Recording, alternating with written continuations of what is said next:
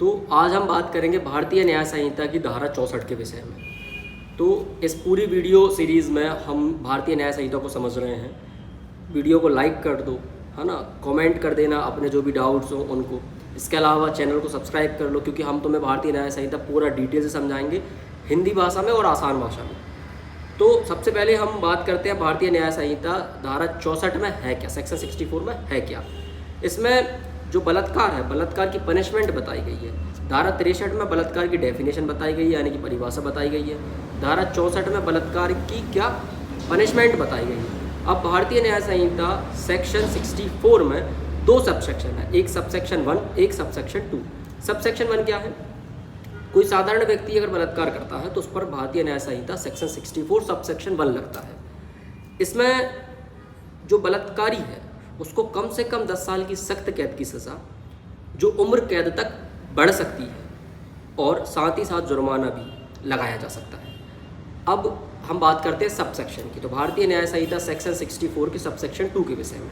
Subsection 1 और subsection 2 में सिर्फ इतना ही फ़र्क है कि सबसेक्शन 1 लगता है कोई साधारण व्यक्ति अगर बलात्कार करता है तो, और सबसेक्शन 2 लगता है कोई असाधारण व्यक्ति बलात्कार करता है, तो यानी कि कोई अध्यक्ष है किसी महिला मंडल का, NGO का, है ना, इन सारी चीज़ों का कोई अधिकारी है वो बलात्कार करता है। तो ये हम और डिटेल से भी इसमें समझेंगे। ये दोनों में फासला सिर्फ इतना ही है कि भाई कैटेगरी बन जाती है, लोगों को समझने में आसानी हो जाती है कि कौन बलात्कारी है, महिला के साथ में कौन बलात्कार कर रहा है, वो समझने में आसानी हो जाती है, और ज़्यादा कुछ नहीं है। ठीक है। सबसेक्शन 2 में क्या लिखा गया है? निम्नलिखित परिस्थितियों में अगर कोई व्यक्ति बलात्कार करता है तो उसे कम से कम 10 साल की सख्त कैद की सज़ा, साथ ही साथ जुर्माना भी, 10 साल की सज़ा को उम्र कैद तक बढ़ाया भी जा सकता है। ये सबसेक्शन 2 में लिखा गया है। ये कब आएगा? सबसेक्शन 2, अगर कोई पुलिस अधिकारी बलात्कार करता है अपने पुलिस स्टेशन के अधिकार क्षेत्र में, पुलिस स्टेशन के परिसर में, या उस महिला पर जो उस पुलिस अधिकारी की हिरासत के मतलब अधीनस्थ हो। अगर कोई ऐसा पुलिस वाला है जो कि भाई किसी महिला को कुछ अरेस्ट करके लेके आया है और उससे कुछ जांच पड़ताल चल रही है और उसके साथ अगर बलात्कार कर देता है तो उस पर ये लगेगा। अगर कोई ऐसा पुलिस वाला है जो कि अपने क्षेत्र में या अपने जो पुलिस परिसर का क्षेत्र है उसके अंदर किसी महिला का बलात्कार कर देता है, तब भी वो बलात्कार ही कहलाएगा, और वो भारतीय न्याय संहिता सेक्शन 64 के सबसेक्शन 2 के अंतर्गत उसको कम से कम 10 साल की सज़ा होगी। अब इसमें अगर कोई सरकारी कर्मचारी किसी महिला पर बलात्कार करता है जो उसकी या उसके अधीनस्थ सरकारी कर्मचारी की हिरासत में है, तब भी उस पर यही धारा लगेगी। कोई सरकारी कर्मचारी है जिसके अंडर में कोई व्यक्ति काम करता है, उसके साथ अगर वो बलात्कार कर दे, या कोई सरकारी कर्मचारी है जिसके अंडर में एक व्यक्ति और उसके अंडर में कोई महिला है जो कि सारे इसको फॉलोअप दे रहे हैं, इस अधिकारी को फॉलोअप दे रहे हैं, तब भी ये बलात्कार की श्रेणी में आएगा और इसके ऊपर धारा 64 ही लगेगी। अगर कोई सशस्त्र बल का सदस्य जिसे केंद्र या राज्य सरकार द्वारा किसी क्षेत्र में तैनात किया गया है उस क्षेत्र में बलात्कार करता है, तब भी उस पर भारतीय न्याय संहिता सेक्शन 64 के सबसेक्शन 2 के तहत उसको सज़ा मिलेगी।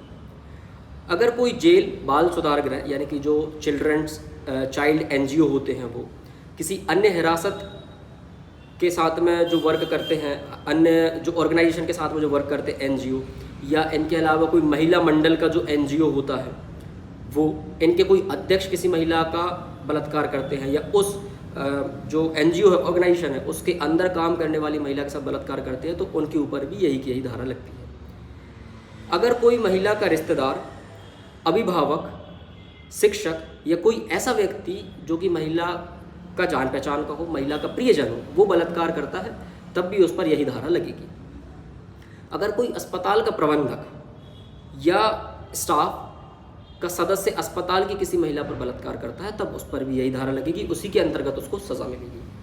अगर कोई व्यक्ति सांप्रदायिक या जो असांप्रदायिक हिंसा होती है ना, जिसको ऑर्गेनाइजेशन हिंसा बोल देते हैं हम, किसी एक मठ में जाकर या किसी एक ऑर्गेनाइजेशन के अंदर बैठकर, या समझ लो कम्युनिटी बनाकर वो लोग जो हिंसा करते हैं, उस हिंसा के अंतर्गत अगर आके वो किसी महिला का बलात्कार कर देते हैं, तब भी उन पर यही धारा लगेगी। अगर कोई व्यक्ति महिला पर नियंत्रण या प्रभुत्व की स्थिति में बलात्कार करता है तो, है ना, जैसे समझो कि कोई व्यक्ति है किसी महिला पर कंट्रोल कर रहा है, किसी महिला को ऑर्डर दे रहा है, या वो महिला उसके अंडर में काम करने वाली महिला है, उसके साथ वो बलात्कार कर देता है, तब भी उस पर यही धारा लगेगी। अगर कोई व्यक्ति मानसिक या शारीरिक रूप से असक्षम महिला पर बलात्कार करता है तो तब भी उस पर यही धारा लगेगी। कौन सी? भारतीय न्याय संहिता धारा 64। ठीक है। अगर कोई व्यक्ति बलात्कार के दौरान कोई गंभीर शारीरिक चोट, विकृति या जीवन के खतरे में डालने वाली स्थिति पैदा होती है तो मतलब अगर कोई व्यक्ति बलात्कार करता है किसी महिला के साथ में तो उसके साथ में अगर कोई मानसिक स्थिति आ गई, वो लड़की कोमा में चली गई है या वो बहुत ही ज़्यादा परेशान हो गई है, उसको शारीरिक ज़्यादा चोट लग गई है, तब भी उस पर यही धारा लगेगी। अगर किसी महिला पर बार बार बलात्कार किया जाता है तब, ठीक है, तब भी उस पर भारतीय न्याय संहिता धारा 64 ही लगेगी। एक महिला पर बार बार बलात्कार कर रहा है कोई व्यक्ति तो उस पर भारतीय न्याय संहिता धारा 64 का सबसेक्शन 2। ठीक है। इतनी कैटेगरीज के अंदर सबसेक्शन 2 लगता है। अब इसमें स्पष्टीकरण बताए हैं।